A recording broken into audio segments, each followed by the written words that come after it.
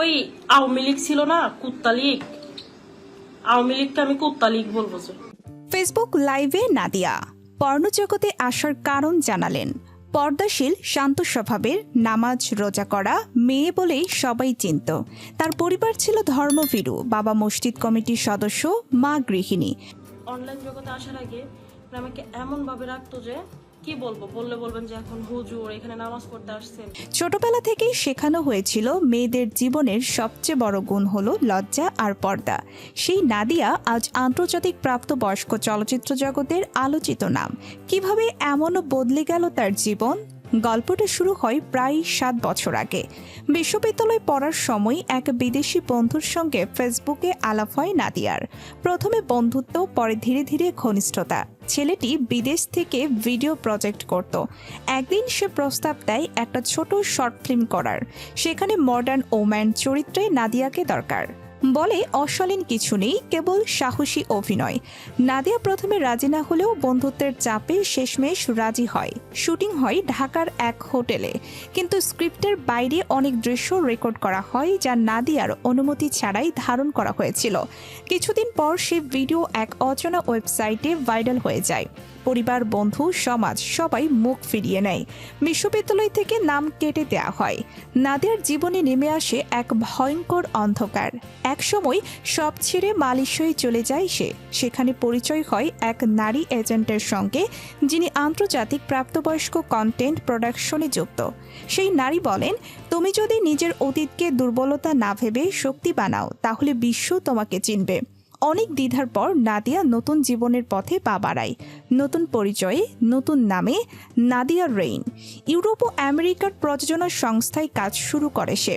তার আগের video viral থাকায় অল্প সময়েই হয়ে ওঠে আলোচিত মুখ। কেউ তাকে বাংলাদেশি মিস্ট্রি গার্ল বলে ডাকত, কারণ কেউ জানতো না তার প্রকৃত পরিচয়। সময় বাড়ার সঙ্গে সঙ্গে অভিনয়ের পাশাপাশি প্রোডাকশনেও যুক্ত হয়। প্রতিষ্ঠা করে নিজস্ব হাউস, যেখানে এশীয় মডেলদের সুযোগ দেয়। বিতর্ক, সমালোচনা, অভিশাপ সব পেরিয়ে নাদিয়া নিজের জায়গা তৈরি করে। মিডিয়া তাকে নিন্দা করলেও বিদেশি দর্শকদের কাছে সে সাহসের প্রতীক। হাজব্যান্ড ওয়াইফ তো আমরা ভিডিও করছি। হাজব্যান্ড ওয়াইফ কি ফিজিক্যাল, সরি, হাজব্যান্ড ওয়াইফ কি মানে আপনার এক সাক্ষাৎকারে বলে, আমার জীবনের সবকিছু পরিকল্পনা ছিল না। সমাজ যখন দরজা বন্ধ করে দিল, আমি নিজেই নতুন দরজা খুলে নিলাম। কিন্তু এর আড়ালের কষ্ট কেউ জানে না। নিজের দেশের নাম শুনলেই বুক কেঁপে ওঠে, কারণ সে জানে বাংলাদেশে তার আর কোনো জায়গা নেই। তবুও সে মায়ের জন্য নিয়মিত টাকা পাঠায়, যদিও মা জানেন না সেই টাকার উৎস। নাদিয়ার গল্প যেন এক নিঃশব্দ আর্তনাদ, যেখানে ধর্ম, সমাজ আর বেঁচে থাকার লড়াই একসাথে ধাক্কা খায়।